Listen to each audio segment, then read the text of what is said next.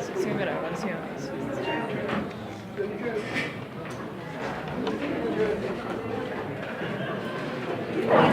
Bien. ¿Preguntas de la anterior clase que tuvieran? ¿Alguna duda? Ninguna. Empezamos reproductor masculino. Hay luz, ¿no? Hay que cerrar esto. O aquella cortina que nos puede jalar un poquito, me parece, ¿no?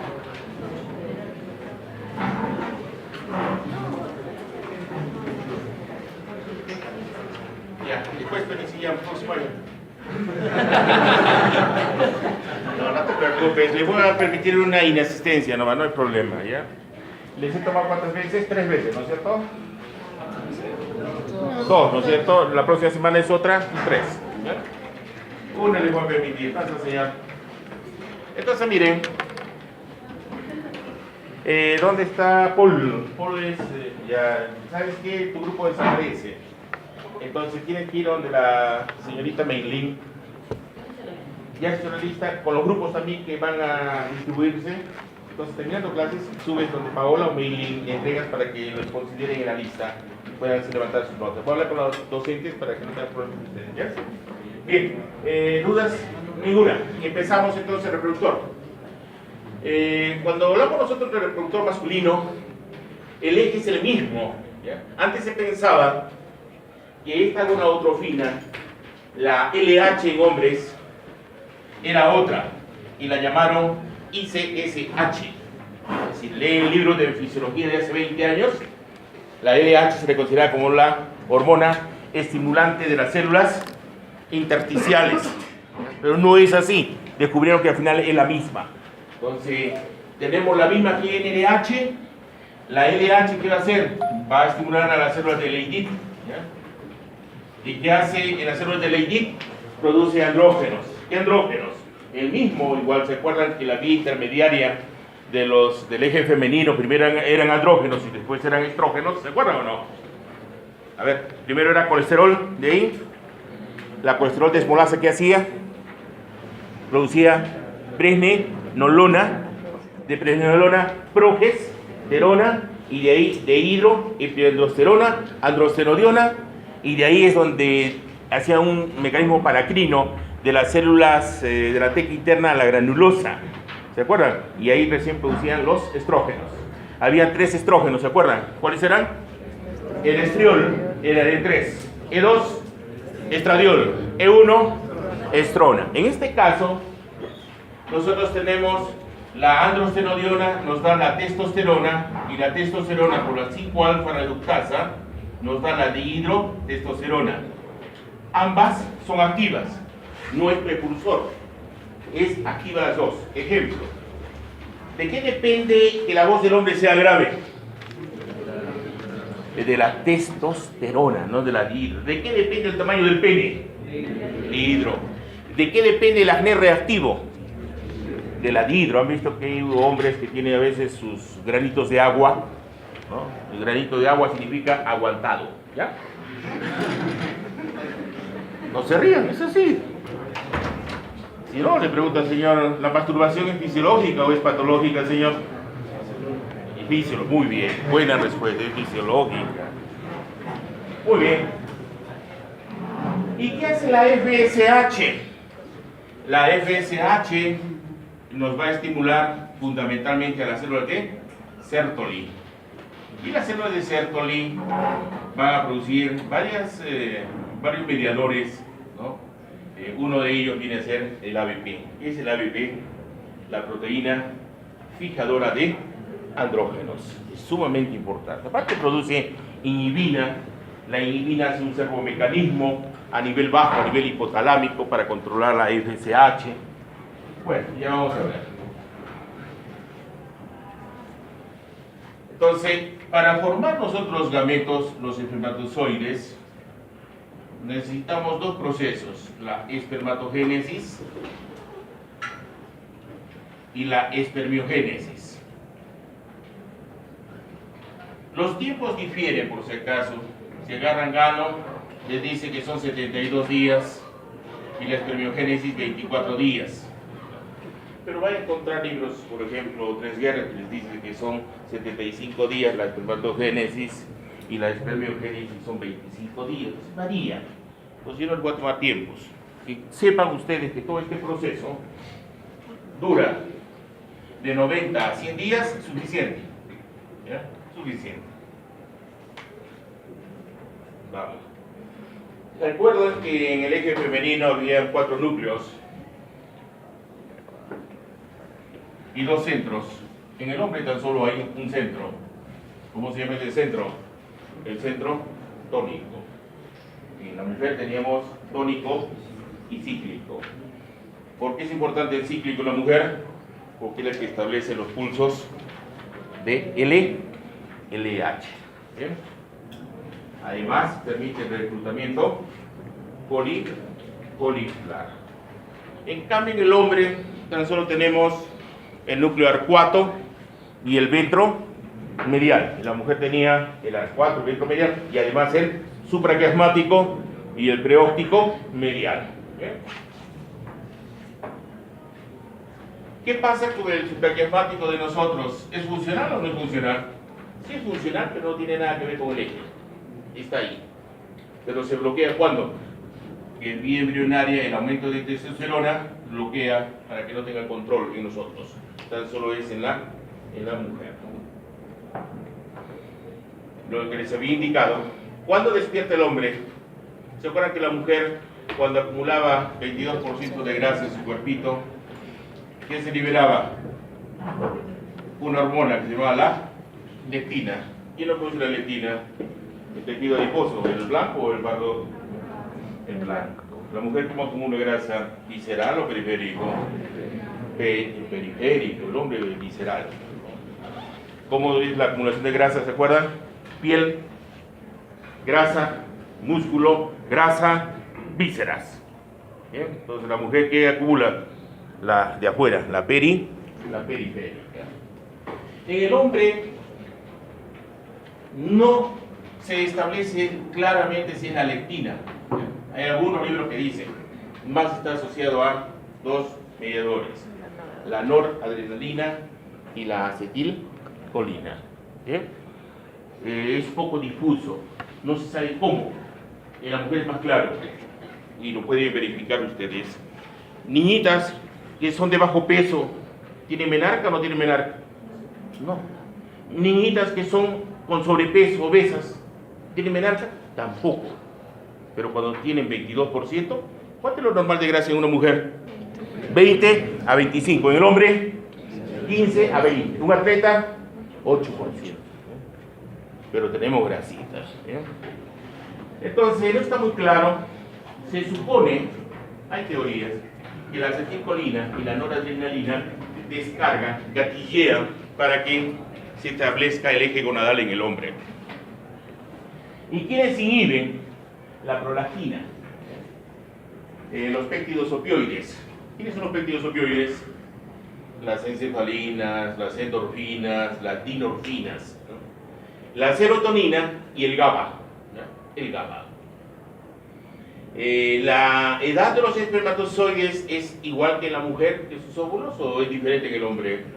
Es diferente, el hombre siempre produce, ¿no? ¿Hay andropausia en el hombre?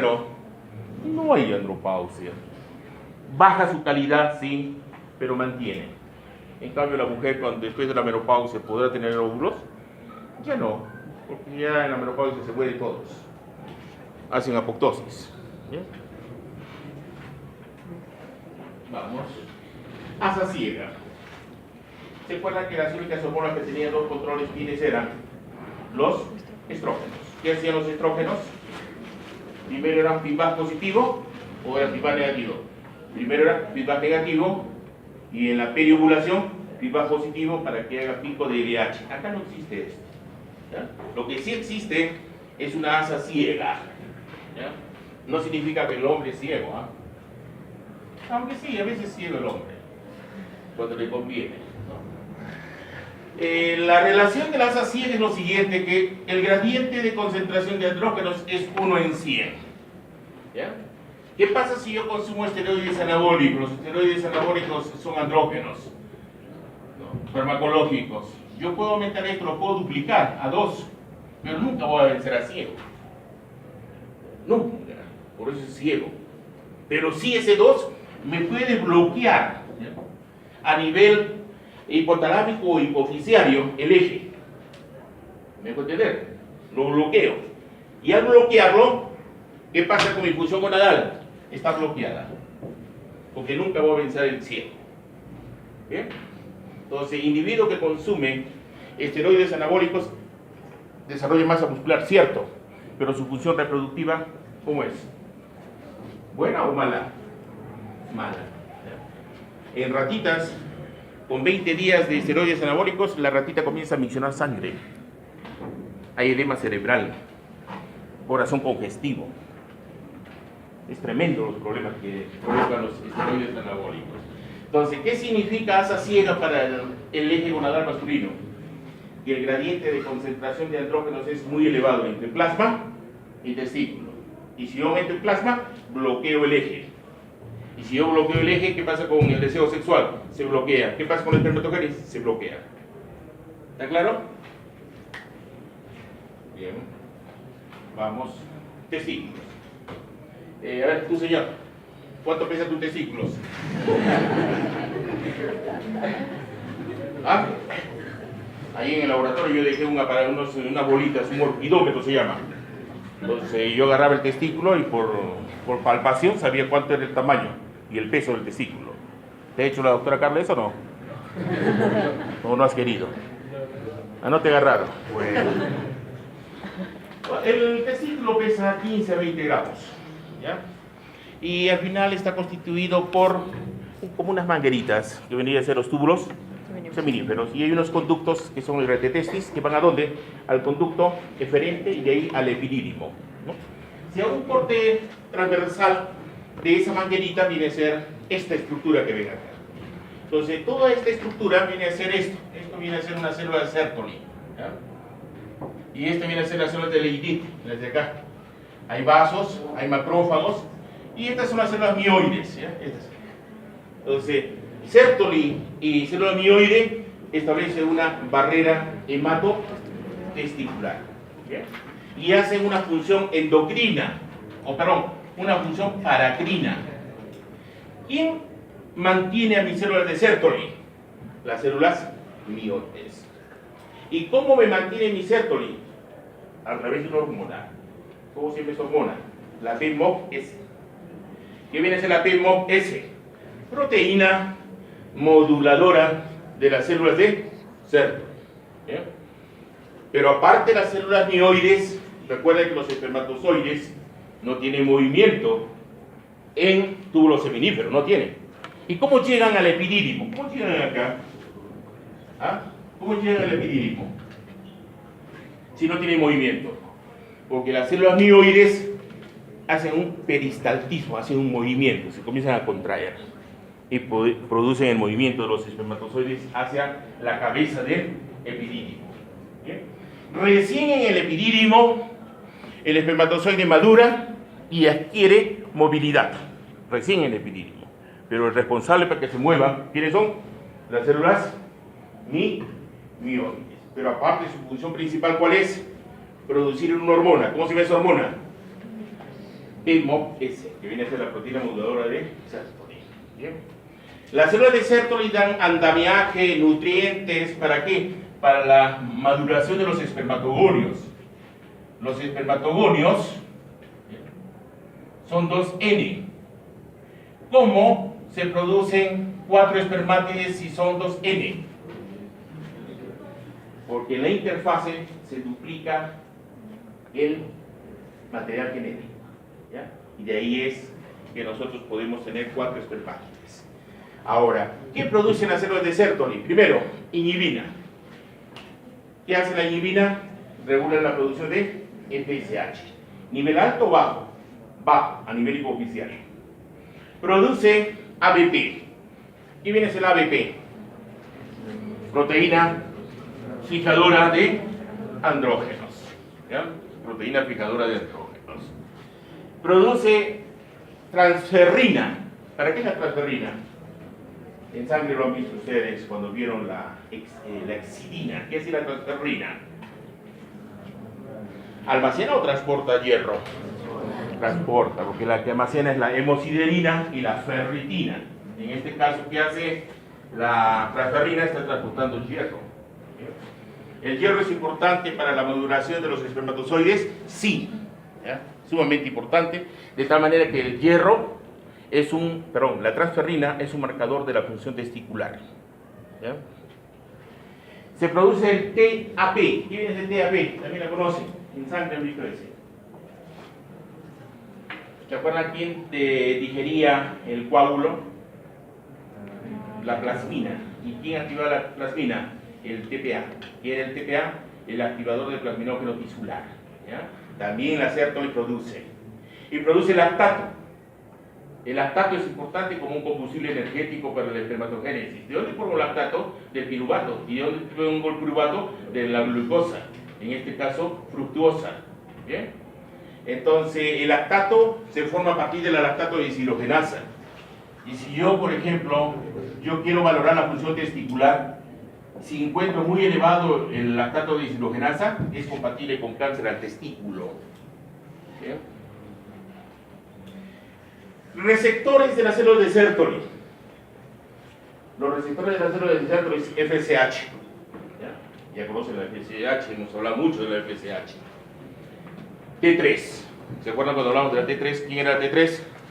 La triyodtironina. Y se acuerdan que les dije que no importa el sexo, hombre o mujer, cuando hay problemas del eje tiroideo, provoca esterilidad, ¿se acuerdan? Y les hablé de la proteína alfa y beta, ¿se acuerdan? De la LH, de la FSH, de la TSH y de la HCG, ¿se acuerdan? La gonadotropina coriónica humana, todas tenían una similitud ¿en qué? En la cadena A. ¿Ya? En la cadena A. ¿En qué diferían? En la B. Entonces, si yo tengo alteración del eje tirotropo, tengo también alteración de la espermatogénesis. Insulina. Un diabético, ¿cómo es su función testicular? Disminuida. ¿Tiene erección el diabético o no? No la ve. ¿Ya? ¿Es diabético? ¿Cómo sabes que es diabético? ¿Lo has palpado? Entonces, cuando uno es diabético, hay disfunción testicular. Y por último, tengo receptor para IGF. ¿Se acuerdan del IGF-1? ¿Se acuerdan de los laroncitos? Que para crecer necesito GH y necesito IGF. ¿Se acuerdan o no? Entonces el IGF significa factor de crecimiento símil a insulina. ¿Ve? Y también tiene lógicamente, por ende, receptores para testosterona. ¿Ve? Receptores para testosterona. ¿Qué más? Yo creo que es suficiente. ¿Algunas dudas ahí? ¿Inquietudes que tuvieran? Pasamos, si no. Bueno, esa imagen la voy a cambiar para el próximo año porque no se ve, ¿no es cierto? En vez de ser ayuda audiovisual, más bien es una venganza audiovisual. Y eso es lo que uno no debe cometer. Se miraba bonito, pero aquí no se ve, o lo ven ustedes. Pero se imaginan, ¿no es cierto? ¿A partir de qué se sintetizan los andrógenos? Del colesterol. ¿El colesterol cuántos átomos de carbono tiene? 27 átomos de carbono. ¿Qué nos da el anillo esterano? El esterano que viene ayer a ser el ciclopentano peridro. Nos da la preneolona, la progesterona, la dehidroepiandrosterona, dehidroepiandrosterona, la androstenodiona, y de la androstenodiona ya tenemos la testosterona, y de la testosterona la dehidrotestosterona. Ambas son activas. Es lo que quiere representar esa imagen. ¿Qué significa, por ejemplo, quién enzima participa acá de testosterona a dehidrotestosterona? La 5-alfa reductasa. El problema de los hombres, ¿cuál es? La mujer, el problema es mamas. El problema, ¿cuál es del hombre? ¿Qué es el problema del hombre? La próstata. ¿Y de qué depende el crecimiento, diferenciación de la próstata, vesícula seminal, pene?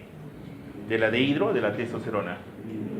De la dehidro. Entonces, un tratamiento para los que tienen, y todos van a acabar ahí, Acuérdense de mí, dentro de media hora van a tener problemas de disuria, ¿no? Río por goteo, ya no van a tener chorros y no se mojan el zapato, ¿ya? Entonces va a llegar un momento en el cual la uretra, hay una glandulita que envuelve la uretra, que es la próstata, y como se hipertrofia, la luz de la uretra va disminuyendo, y si disminuye tanto, ya no puede evacuar, y si ya no evacúan, tienen que colocar una sonda urovesical por el meato urinario, llegar acá, y duele, ¿ya? Y destapan para que puedan evacuar. Y eso es fisiológico. Recuerden que la actividad sexual del hombre es así. Ustedes están acá, 20 años, 30, el decano está acá. Así es. Cada 10, 20, 30, 40, 50, así es, ¿no? El decano está acá. Entonces, pero siempre va a tener problemas de ¿qué? De hipertrofia de próstata. ¿Y de quién depende la hipertrofia de próstata? De la dehidrotestosterona. Si yo inhibo a la 5-alfa reductasa, ¿lo trato o no lo trato? Para que se quede testosterona, sí. Ahí el tratamiento es con finasteride. ¿Eh? Inhibidor, este es I por si acaso. Inhibidor de la 5-alfa reductasa. ¿Bien? Prolactina. Les hablé en femenino que la principal función de la prolactina no es producción de leche, ni diferenciación de las glándulas mamarias, no. La principal función, ¿cuál viene a ser? Fertilidad. ¿Ya? ¿Y por qué fertilidad? Porque la prolactina lo que establece básicamente es mayor sensibilidad de la LH. ¿Ya? Y han visto que la que domina todo es la LH. El anterior grupo, por ejemplo, me habló que en la guía de prácticas había una pregunta que decía: ¿cuáles son las células de la castración? Nuevamente han visto en la guía. ¿Cuáles son las células de la castración? En el hombre, Leydig. No es necesario castrarlo, quitarle el testículo. Si yo provoco ablación de Leydig, se bloquea todo. ¿Por qué razón? ¿De qué depende de que tenga líbido? De testosterona, de la dehidroandrostenodiona. ¿De qué depende que produzca semen, espermatozoides? De la testosterona, de la dehidro y de los estrógenos. Ya van a ver ahora, muchas cosas van a ver. Pero bueno, pero la prolactina tiene que ver con fertilidad porque la hace sensible a la LH. ¿Y la LH qué hace? Estimula las células de Leydig. Y si estimulo las células de Leydig, produzco andrógenos. Ese es el mecanismo. ¿Bien? Pero hay una regulación. ¿Se acuerdan que había una regulación del feedback positivo, negativo, feed forward? Pero había una regulación, ¿se acuerdan?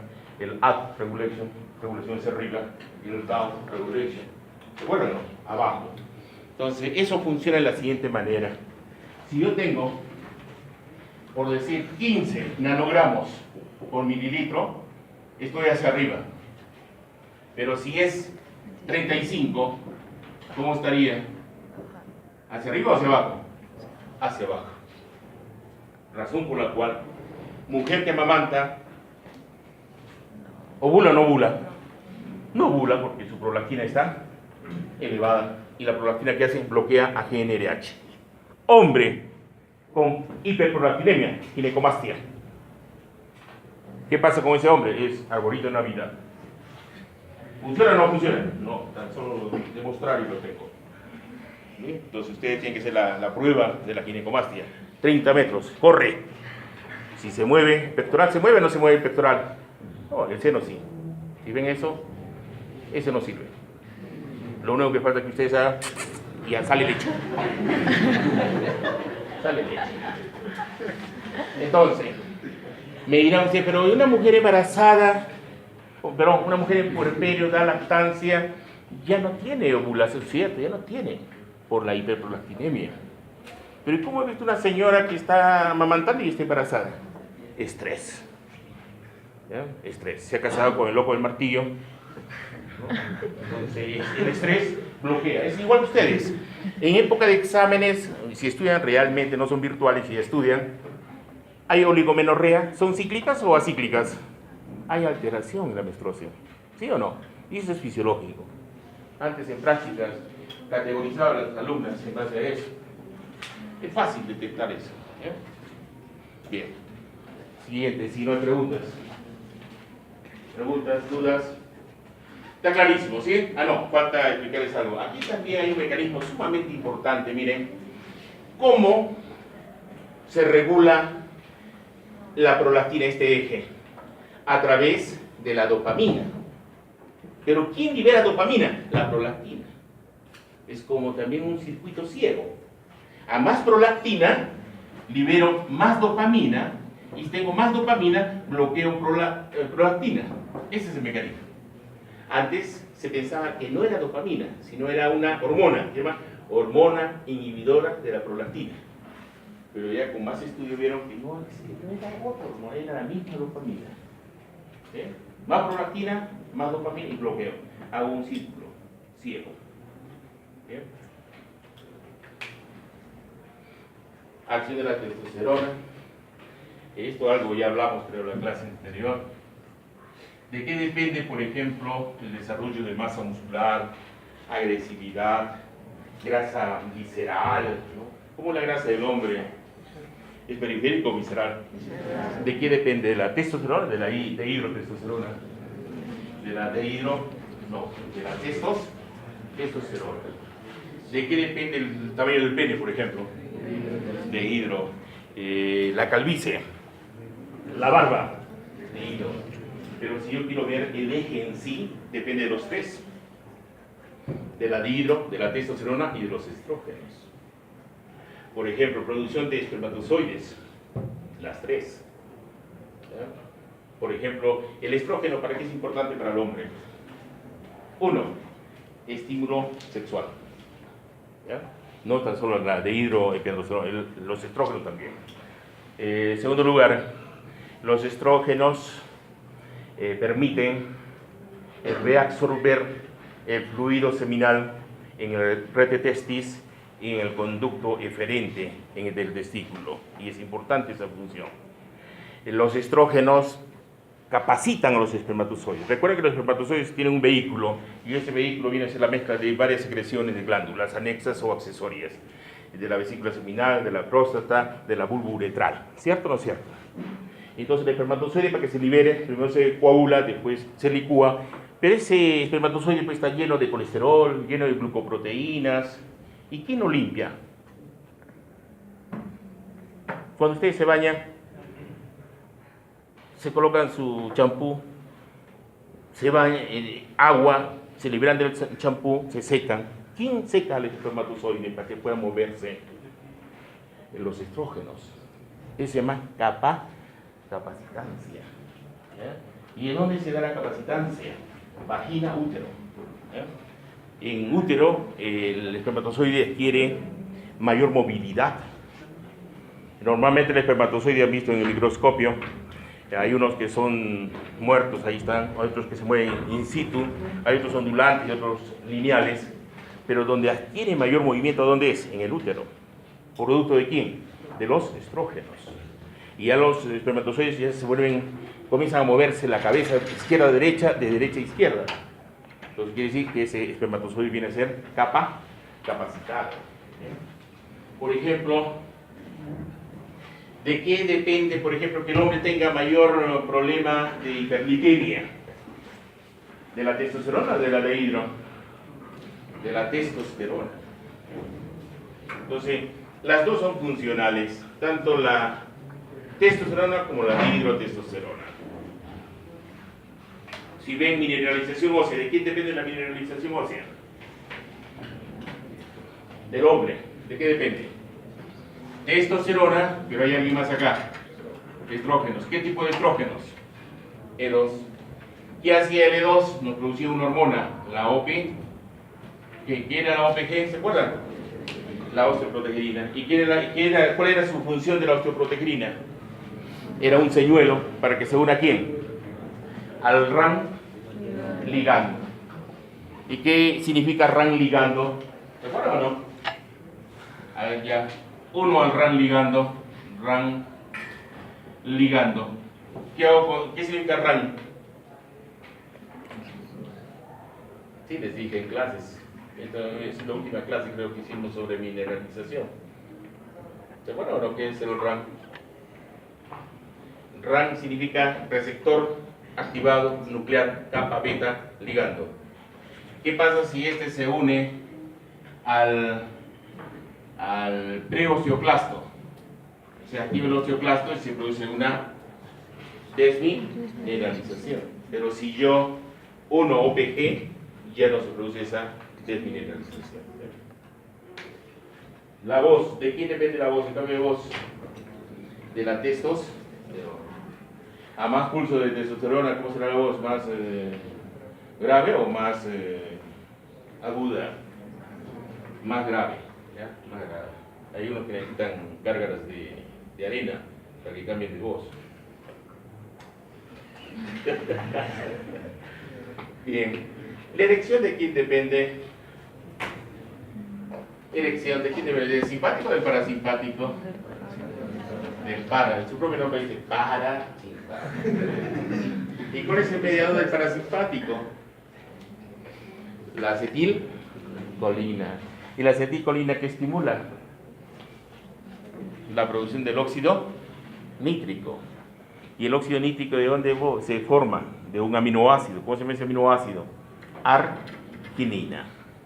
Pero realmente el óxido nítrico es el que produce la vasodilatación o que los músculos lisos del pene estén relajados. No. Lo que hace el óxido nítrico básicamente es producir un mediador. A partir del GTP se forma el GMP cíclico, ¿ya? Acá lo ven mejor, ¿ya? El GMP cíclico, ¿qué hace? Impide que entre el calcio, porque si entra el calcio, el músculo liso, ¿qué hace? Se contrae. Y ustedes saben que la contracción depende del calcio. Entonces yo bloqueo el calcio, no quiero que se contraiga y haya tumefacción del pene. ¿Ya? Pero ¿qué pasa si es que el GMP cíclico se convierte en GMP? Se produce apertura de los canales de calcio y se produce contracción del músculo liso. Entonces ahí es donde actúa el famoso Viagra. El Viagra viene a ser el sildenafilo. ¿Ya? Sildenafilo. ¿Los estudiantes de fisiología necesitan sildenafilo? ¿Ya?